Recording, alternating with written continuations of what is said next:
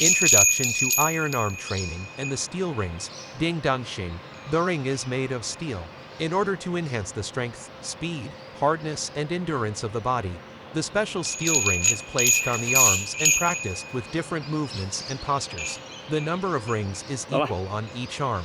The practice of using steel rings originated in the late Ming and early Qing dynasties. The practice method of this school was passed down from the Beijing armed escort companies, and one of its leaders was Cheng Youlong.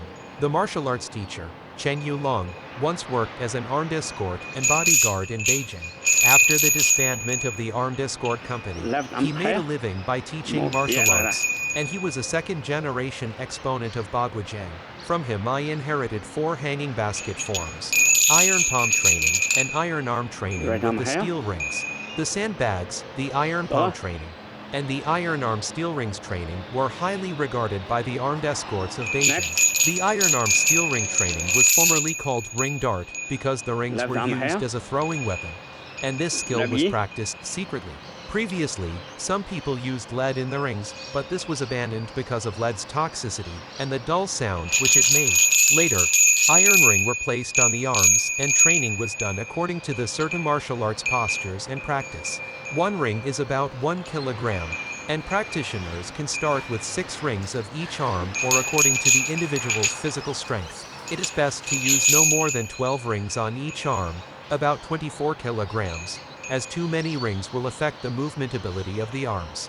With this training, practitioners will increase their physical strength in 1 month, and in 3 months, strength, speed, and hardness of the arms will see a big increase. When iron ring are practiced, the sound should be crisp. In a quiet place, the sound of the iron ring can be heard for 5 or 6 miles. The iron rings were used a communication method by the armed escorts. A scout would ride ahead on horseback and use the rings to make sounds to warn of danger or different sounds to signal safety. The lead scout would have several iron rings hung on both sides of the saddle. In a situation of danger when being attacked, the iron ring exponent could throw the iron ring as a projectile to attack his enemy. This was extremely lethal, so it was also called ring dart. There are big differences in the size and weight of different iron rings in this martial art. Teaching of iron ring training was a secret. Some Kung Fu styles use a small steel ring size which weighs only 500 grams and only use the rings up to the elbow.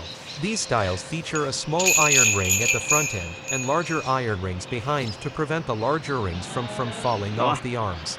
Different styles of Kung Fu have different training methods, but the common purpose for all styles is to increase strength, speed, and the hardness of the arms. The training should be gradual, and should be to slowly increase the training time. In my style, we place rings on the forearms, and hold 1 ring in each hand at the same time. Then we hold rings in a certain posture for a few minutes. After strength is gained doing the static postures, we start doing movements with the rings such as twisting movements and circular arm movements while still standing still. After a certain skill level is achieved, the practitioner will do a set of choreographed moves, called forms with the rings. This will help keep the training more interesting for the Kung Fu practitioner.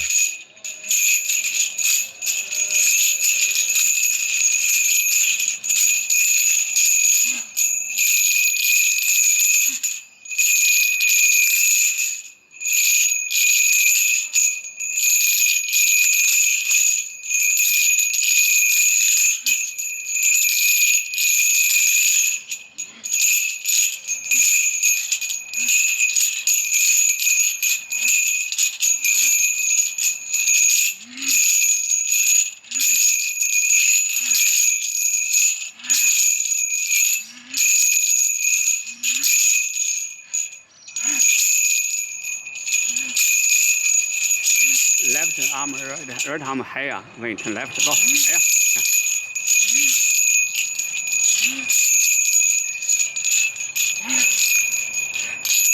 Chop it higher. Go. Right.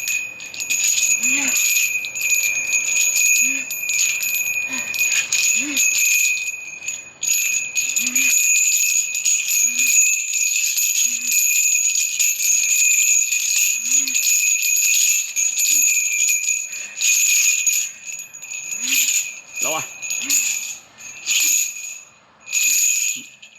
Ring is more higher.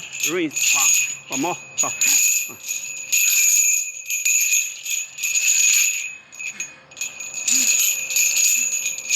More big circle, big circle. Yeah.